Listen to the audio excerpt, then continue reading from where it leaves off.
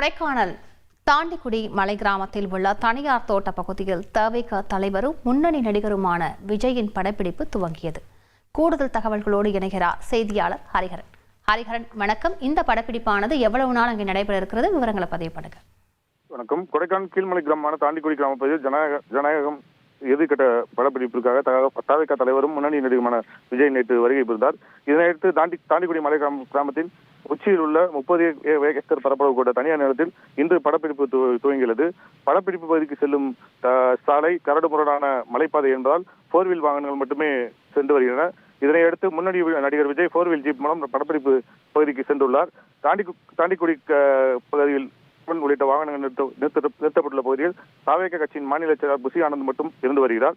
மேலும் படப்பிடிப்பு நடைபெறும் பகுதியில் தனியார் இடத்திற்கு செல்லக்கூடிய சாலையில் படப்பிடிப்பு நிர்வாகத்தால் நியமிக்கப்பட்ட தனியார் நிறுவன காவலர்கள் இப்பகுதியில் தோட்டப் பணிகளுக்கு செல்லும் பணியாளர்களை மட்டுமே அனுமதித்து வருகின்றனர். மேலும் கட்சி தொண்டர்கள் பகுதிக்கு செல்ல அனுமதி மறுக்கப்பட்டும் வருகிறது.